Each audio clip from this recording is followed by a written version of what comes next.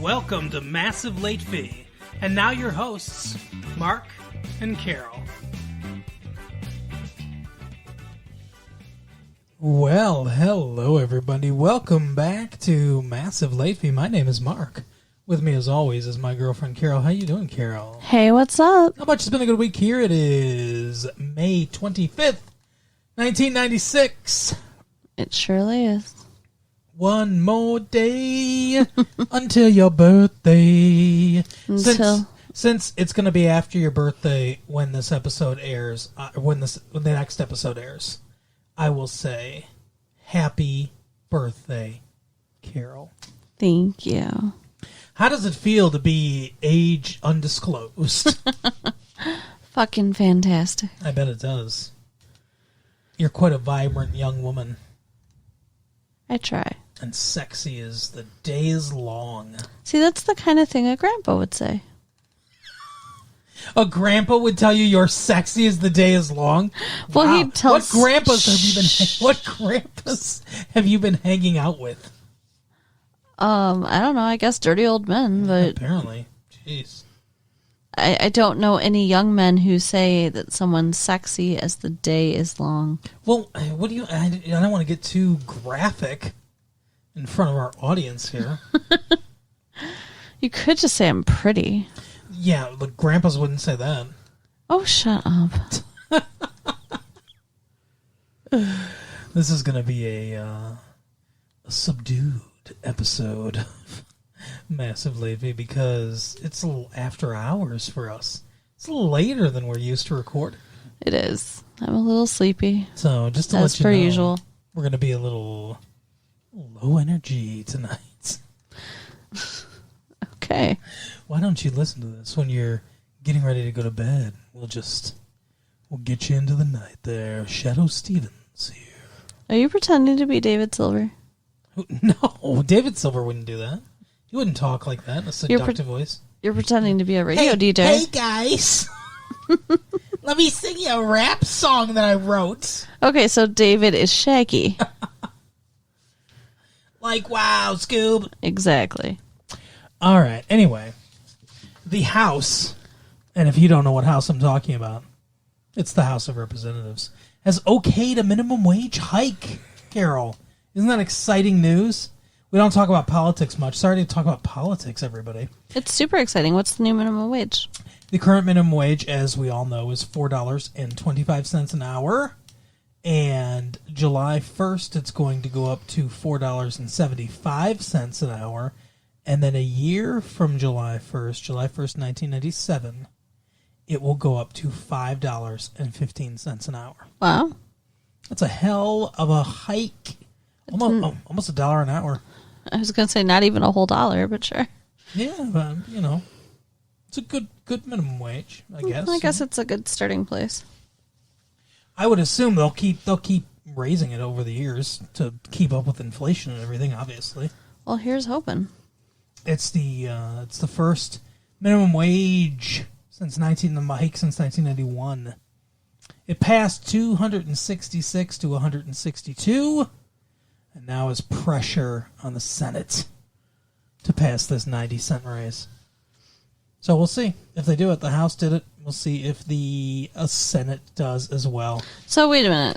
So we're talking about this like it's happening and it might not even fucking happen. If the Senate doesn't pass it, but the Senate probably will. But I mean, who cares that the House said okay if it's not actually happening yet? I want to know when it's actually fucking happening. It's one of those things.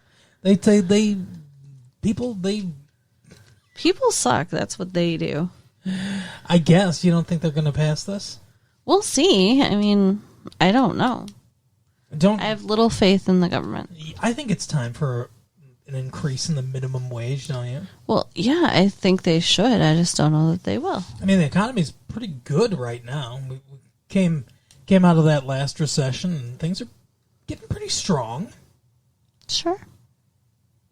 Bulls and bears. What in the actual hell? I know about finance. Bulls and bears. That's the stock market. A bear market is bad. Okay. And a bull market is good. Cool. I think.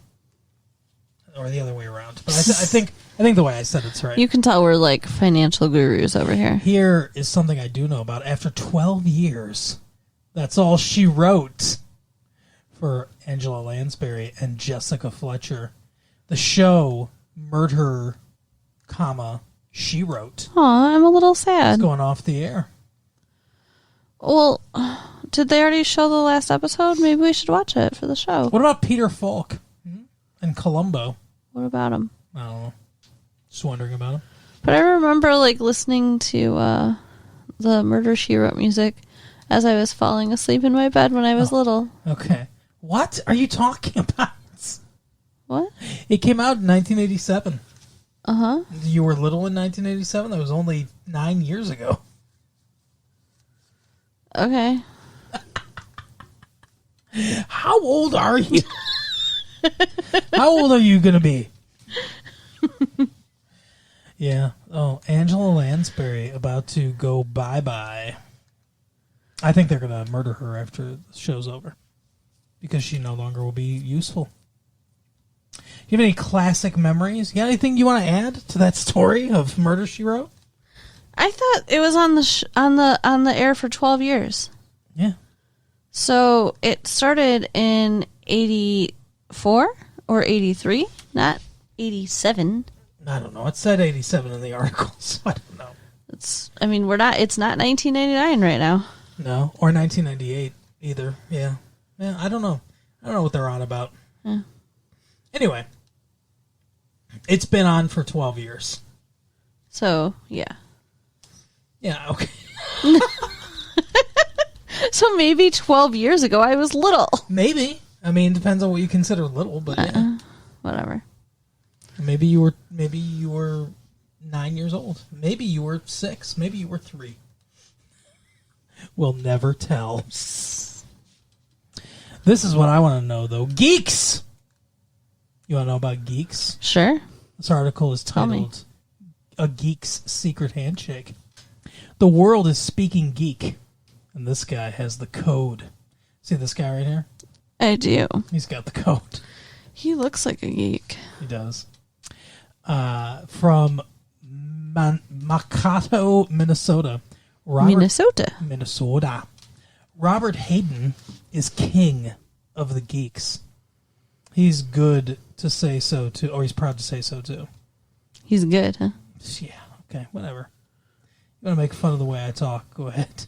If you think that's the kind of comedy the show relies on, making fun of the way people say things. The 25-year-old graduate student at Mankato State University, wow, is known across the internet for inventing the geek code, a series of letters usually found on the bottom of email messages when deciphered offer a snapshot of the user's geekiness. It's a way for geeks to scope out one another, but Hayden says it's part of his effort to take the eek out of geek. So, the G? What? What up, G? Is that what No. to turn? Eek. You know, like, eek. You're a disgusting geek. Wow. But they spelled it E-E-K. That kind of eek is E-K-E. To turn what's largely thought of as a negative stereotype into something positive. The first step is to admit to yourself your geekiness, Hayden says in his introduction to his 17-page code. Using this special code will allow you to let other closeted geeks know who you are in simple codified state. Is this what people are going to use the internet for? Is to fucking try to one-up each other in geekiness? Yeah. He worships the television show Babylon 5. He doesn't understand the Star Trek phenomenon. He hates Windows. He reads many Usenet news groups, and he's not considered to be hot dating material. He hates Windows. Yeah, he doesn't like Windows. A lot of geeks don't like Windows because it's a simplified thing. It's a thing all the normal people can use. Well, fuck him. Well, you'd be the first. Look at that face. Anyway, so Geek Chic, that's what they're going for. Meet a Geek Personals. Personal ads for geeks. Do you have anything you want to say this episode, or what? I'm just thinking about it. What the fuck? I'm just wondering if you have anything you want to add at all. I said stuff like eek and Angela Lansbury, used to sing me to sleep or whatever. What? Yeah, Angela Lansbury sang you to sleep. You know what I mean. Your mom was good friends with her, right? The music used to lull me to sleep. That's all. Okay. Speaking of geeks finding each other on the internet or whatever. Right. It's a time for massive love. My favorite. Yeah, we'll see if you have anything to say about this. Please find me, my mate. Attractive, sensuous, romantic, single black female, 50 plus. Seeks a single black male, 55 plus, for possible long-term relationship. I don't like that they describe themselves as sensuous. It can't be that long-term, right? At 50 plus. Oh, that's mean. But I mean, sensuous. Like, if you have to tell somebody you're sensuous, it's like saying you have a big dick. It's probably not true. It's the kind of thing you show, okay. not tell. All right. Well, let's see if you see it later tonight. What do you think sensuous means? Like, sexy. Okay. What do you think it means? Yeah, I guess. I always thought there was a bit of, like, seductive power to sensuality. Sure. But, No? I mean, that's sexy. Sexy has, seductive power also. How about this one? Try this special guy. It's like, try this special sauce. Oh, yeah, he wants you to try a special sauce, I'm sure. Divorced white male, 49, seeking honest woman. Oh, he's been burned before. With a sense of humor for dining, dancing, plays. Special friend to share special times. Sounds like someone my mom would get along with. Yeah? Yeah. Great. Doesn't it? I guess, because he said the word plays. Yeah. Sure. Well, and dining and dancing, all that stuff she likes. Yeah, no one else likes dining. Attractive, slim, white female, 28, seeking open-minded, feminine, adventurous white lady. A white lady, 20 to 40. That's quite the range. Yeah. But you do have to be adventurous. What kind of adventures do they want to go on? I wish people would be more specific. Like, I don't want to go hiking, but, I might go cave diving or something. What? Cave diving? Spelunking? Is that what it's called? Cave exploring. No, people, if you're diving down a cave, you're doing it wrong. Good point. Feminine, single black female, attractive. Now, here you go. Here's somebody for you. Enjoys bowling, roller skating, and movies. I don't like roller skating. That's the biggest impediment here. Seeking independent, single female, 25 plus, feminine, possible relationship. I have a question. What? Why are you trying to set me up? What the I'm fuck just is saying this? because you said you weren't that adventurous, so you were worried when people say adventurous. So I was saying she's more your speed. Okay. That's what I was saying. I'm looking for a new co-host. Fuck off. That's why. Fun to be with female. Looking for whites. Looking for what? Looking for WHGF. W/HGF. Huh. White/Hispanic. Maybe. Gay female, 25 to 40. That makes sense. Who enjoy sports, movies, parties, and going out. For friendship, kids okay. Must be discreet. Oh, another discreet one. All here- these fucking discreet people. Here we go. You're not discreet. You're in the paper. Just imagine this now. Okay, ready? Pretty, curvaceous, intelligent, 18, seeks mature, sexy, shapely, smart, sensitive, black/Hispanic female, 18 to 25 for dining, movies, concerts. No studs. What does that mean? No studs. No men? But she's literally seeking a woman. Right. So this is the female seeking female section. So studs has to be some kind of, is that like butch? Yeah, maybe. Studs has to be some sort of gay slang that we don't know. Maybe. That could be. I'll have to, find out. If somebody out there knows what stud stands for, write us. Stupendous, tight, underarm deodorant. 32-year-old Italian, single white male, 5'10", 170 pounds, extremely well-built, seeking single or married female for exciting times. Wow. He's a dick. Okay. Well, because he's looking for a single or married female. Yeah, this is alternative lifestyles, so this is whatever. Alternative lifestyles, that means cheating? I don't think that's an alternative lifestyle. I think that's just a fucking, terrible thing. How well built could you be at 5'10", 170 pounds? Not very. I mean, you can't be that muscular. You could be pretty lean, but you couldn't be that muscular. Yeah. A couple of straight white males, college grads, professionals. Okay. So they're professional. They seek 1 or 2 single or married females for discreet fun times. Oh my This goodness. is 2 dudes that want 1 or 2 girls. They're cheap. They're cheap, and they're going in on the ad together. And they're like, well, we'll do 1 or 2. Maybe we'll get the jackpot. We can each have 1, but yeah. But they want to do They want to do stuff together, don't you think? I mean, isn't it like same room, right? This has got to be a same room situation. I don't know, maybe, but I mean, they didn't say it. They didn't even hint it. What do you want their ad to be? Couple of straight white males want to fuck 2 women in the same room. Is that how you want the ad to read? I guess. What else could they mean? They might just want to double date. They want to double something. Absolutely extra classy. Professional single white male, 6'2", 49 plus.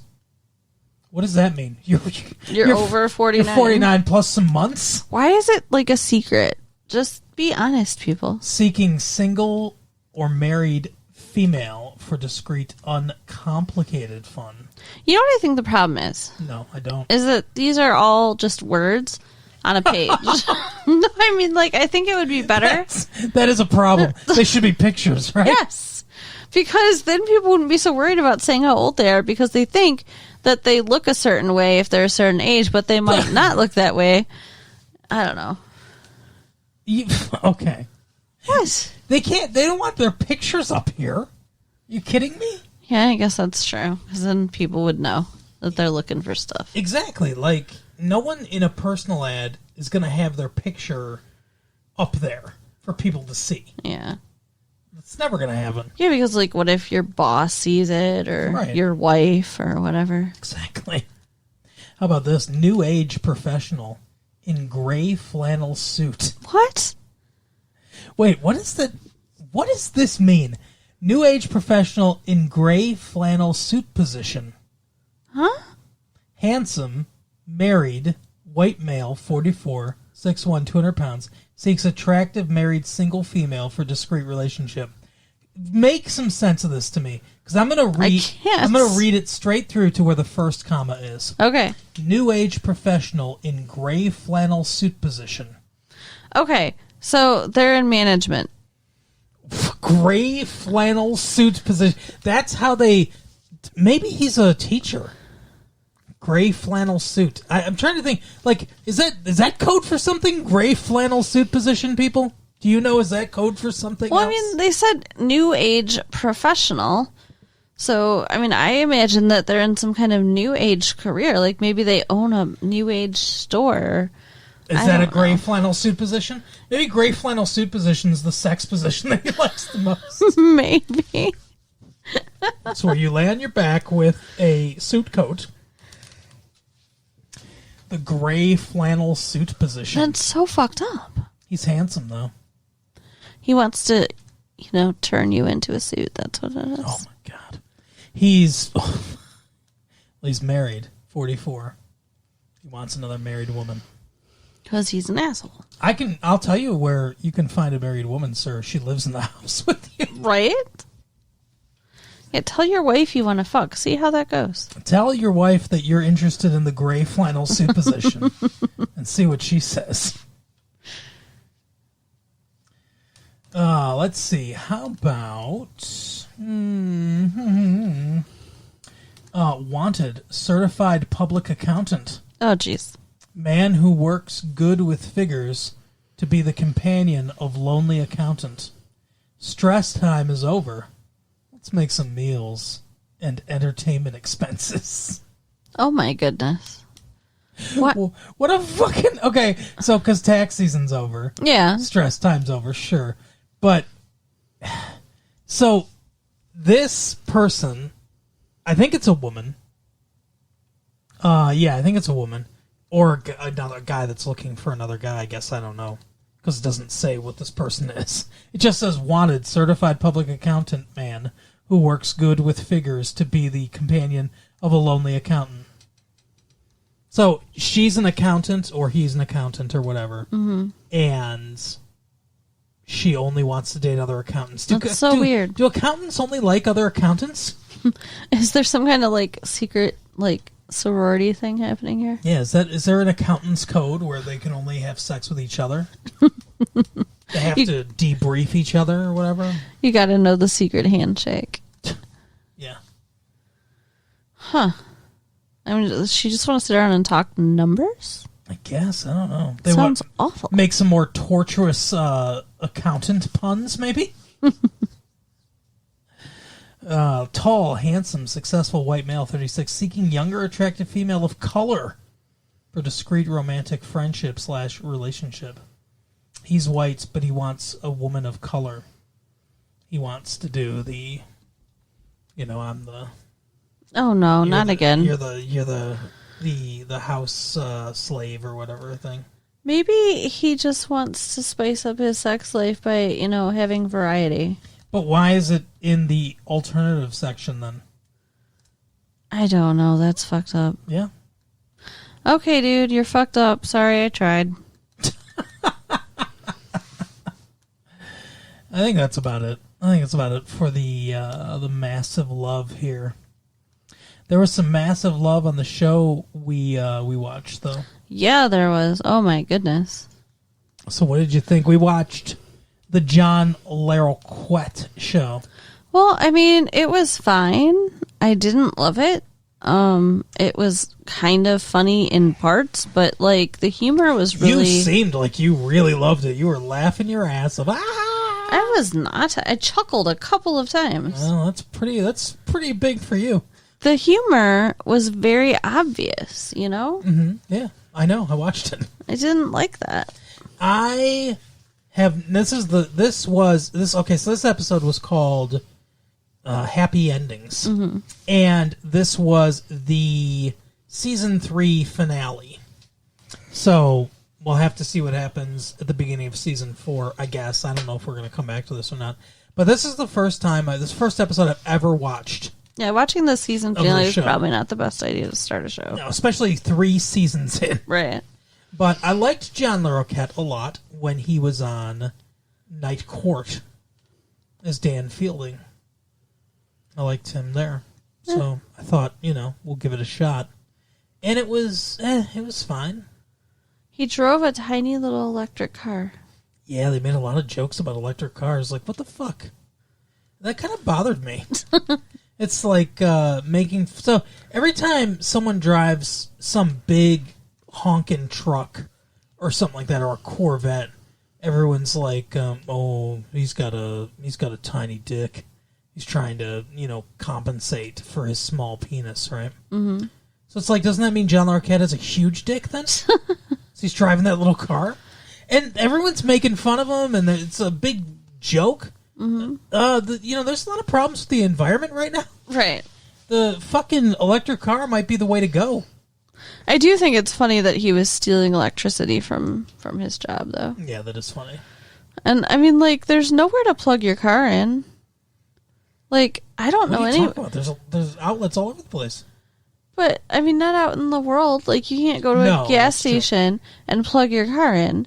So, it's a problem. Like, I wouldn't want to drive an electric car. Would you imagine that electric car would plug into just a normal outlet? No. It'd have to be like a special outlet, don't you think? You would think. Did he get a special outlet installed in his office? No, he just plugged it into a regular outlet. That's dumb. I mean, I don't think it's very accurate. No. I've never seen an electric car, so I have no idea. Right. I know that Tom Hanks talked about one on the Tonight Show like a year ago or something like that. Like how he had one. I think he had a Ford EV1, I think it was called. Okay. Electric Vehicle 1. Interesting. But I haven't heard of it since. Like, they haven't heard of them making any inroads or anything, so I don't know. Yeah, like, I wouldn't want one unless, like, the whole country was set up for it. Yeah, then that's going to be the big problem, right? Yeah. It's probably, to me, what's more likely is like a solar-powered car or something like that. Yeah. Before, like a battery-powered car. That's my guess. That would be cool. But yeah, basically the plot of this episode was, it took us a while to kind of catch on to what was going on. Yeah. I mean, I wouldn't say that. I mean, like, there's just a lot we don't know. But I wasn't feeling lost necessarily. Well, it took me a minute to realize that he worked at a bus station. I guess that's where they were at. And I don't know what he does at the bus station. Yeah, that does not come up at all. Like, he has an office there. It's so weird. He seems like he was the boss, because, like, the one lady couldn't leave because he was gone or whatever. Like, yeah, secretary. Yeah. I don't know. Yeah, it was weird. Maybe he just has an office for whatever it is he does that's inside of the bus station. I don't know. Chi McBride's all around fixing stuff, though. He's some kind of handyman. Okay, I'm trying to remember the handyman. Black guy. Was widening his door at the beginning Oh, of the yeah, episode. yeah. That was stupid, too. And then put up a giant shoe. Yeah, he wanted his door widened so he could drive his car into his office. Like, that's stupid. Yeah. That's not funny. And he drove it into the station, the bus station. That's also not funny. It didn't really look like a bus station that much, though, did it? Did they say it was a bus station? I don't know. Train station? I don't know. I don't know what it was. Why does it have to be any kind of station? I don't know. So he broke up with a girl, apparently, a little while ago.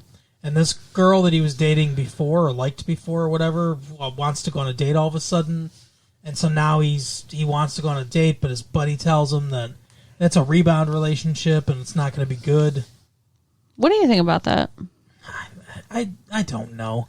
I mean, the rebound relationships exist. That's definitely true. Yeah. But I don't think that just because you're in a long-term relationship and then you break up, I don't think the next relationship is automatically going to be a rebound relationship. Yeah, I agree. I mean, it depends. And especially in this situation, since they had history, I think it would be more serious. So, yeah. I mean, obviously it was. Yeah, because this episode moved at a lightning pace for some reason. They go on a date. Well, actually, they don't go on a date because he takes his buddy's advice. He's like, no, I got to have a rebound relationship first. And then the guy's like, oh, rebound relationships last like 5 or 6 years, which also doesn't seem correct either. Yeah, no. And he's like, oh, I'm going to show you that a rebound date can only be one date or whatever. And so he shows up at the restaurant where she's on a date with some other dude. He interrupts it. Then he basically says what the guy told him, that he was worried about it being a rebound relationship. He brought his own date. Right. And then they end up leaving together. Their two dates are in the bathroom. Maybe they're fucking. Did you think that? I thought that. No, they're in separate bathrooms. Says who? Okay. That's just how your mind works. Anytime someone can be having sex in a show, you assume they are. Right. And so they leave. They're like, let's get out of here. So they both leave. So they leave, and they go to his electric car, and they start having sex in his electric car. Like, very obviously. And grossly. And, like, it's so tiny, it's kind of comical, but...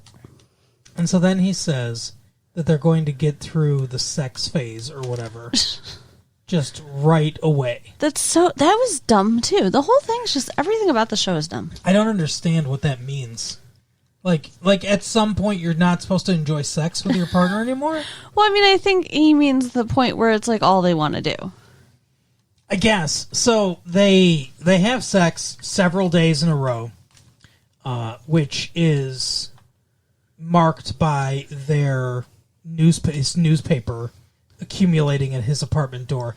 By the way, the girl that he used to date lives across the hall from him. Yeah. Which has got to be very awkward. Yeah. And she sees these newspapers and just is like laughing, like in that unhinged kind of way. Right. Like I'm laughing because I want to scream kind of way. And like the newspapers piling up is stupid too, unless we're supposed to believe that they've literally for days on end been in there. Well, he goes to grab them at one point, grab one of the newspapers, and she pulls him back in. Right.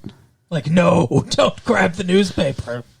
But I mean, like, they don't go to work. They don't need anything. They Apparently just not. stay in there. It's gross. I must have food in there ready. I guess. And they watch Mad About You a few times. Good cross promotion there, NBC. Right. And she has quite the selection of lingerie. Yeah. And he keeps having sex even when she's not in the bed. Yeah, there was a couple. It's like the it's like a Scooby-Doo kind of fucking gag where he's rolling around in the bed and then she walks in like, "What are you doing?" And it's like he's got a pillow or something. Yeah, it's gross. He thinks it's her. It's gross. He's mistaking a pillow for his girlfriend. I would be offended. I don't know why she thinks it's cute and funny. And then they get to a point where they're like, "Oh, we don't want to have sex anymore. We just want to talk and watch Mad About You together." And then it cuts, and the next scene is them getting married. Yeah. They say, "I love you," and then suddenly they're getting married. It's like, what the fuck? Did 8 months pass? And then his ex-girlfriend comes into the wedding and whispers to another guest, "I don't want to interrupt, but I think I'm pregnant with his baby." Why say that to another member Right. of the gallery or whatever? Right. Keep it to yourself until after the wedding. So weird. What do you think? You think she's going to be pregnant? You think she's lying? You think she's trying to stop it? Do you think she's really pregnant? Do you think this is going to be an issue now? I mean, John Larroquette's going to be a dad at 50 or however old. Since we don't know the characters, it's hard to say, but since she's walking into the wedding saying it, I would assume that she's trying to stop him from getting married. Yeah, I guess. I don't know. I don't want to be a bother, but Right. Ridiculous. I'm having your baby. They must have not broken up very long ago at all. Like probably last episode. Right. What did you think of the show overall? I wasn't super impressed. No, like I said, the humor is obvious. It's not great. I didn't like it. It's no Mad About You. No. Although, since we keep saying it, now I want to watch Mad About You. Okay. So, just throwing it out there. All right. Sounds good. What? I don't. You know what you didn't want to watch, though? Anything that I had to watch this week? Was the movie that we watched. Yeah. Why don't you tell us about the movie? Okay. What? No, it's just like I hate it so much. Mission Impossible. Tom Cruise. That's Mission: Impossible. So, Tom Cruise is like some kind of CIA agent, or I don't really. He's an MIF agent, the Mission Impossible Force. Right. Or no, IMF, Impossible Mission Force. He's an IMF agent. Carol. And his whole like team or whatever gets killed.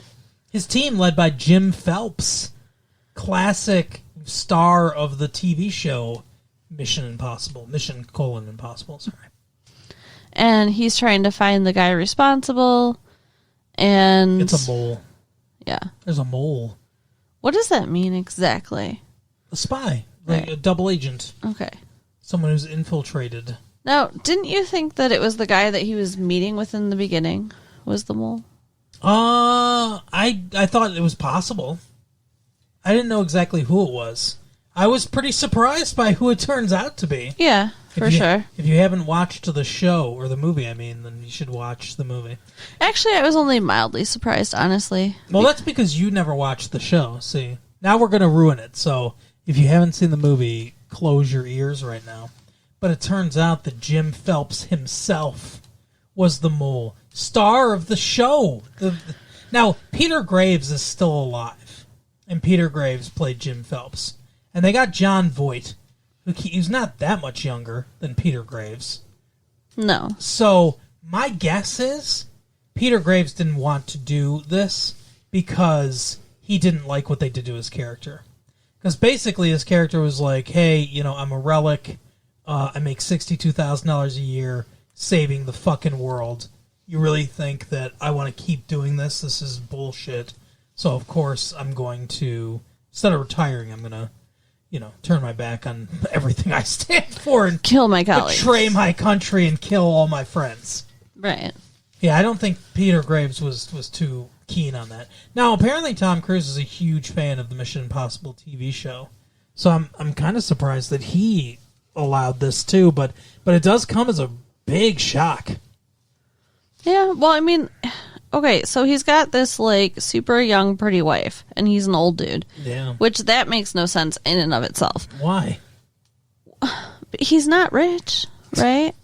No, he only makes $62,000 a year.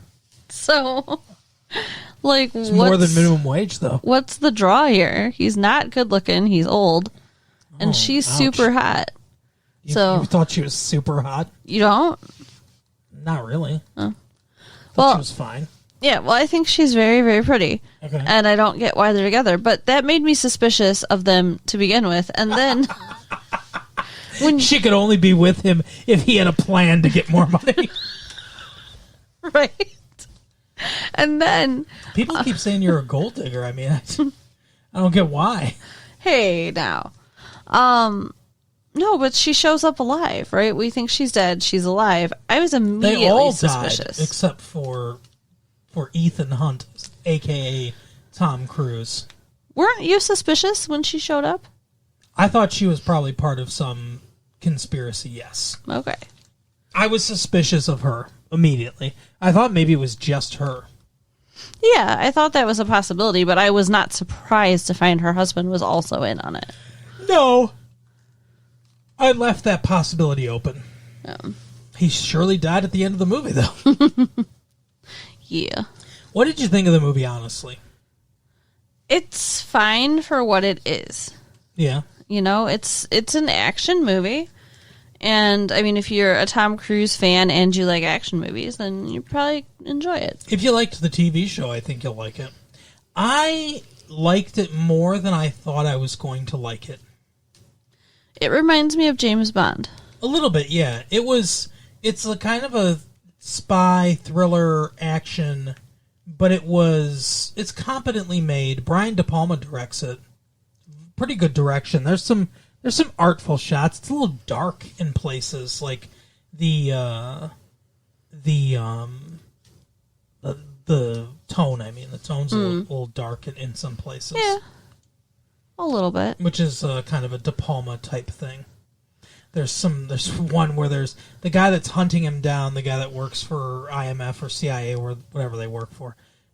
He's close up on the camera's like close up on his face talking to one of his subordinates, and behind him, kind of not like out of, like just at the end of the frame, but also it's like the I can't remember exactly what they call it, but it's the technique where they're in focus, but the background is also in focus at the same time. Okay. And you see the one guy's in focus there at the end, the guy that they're talking about. Right.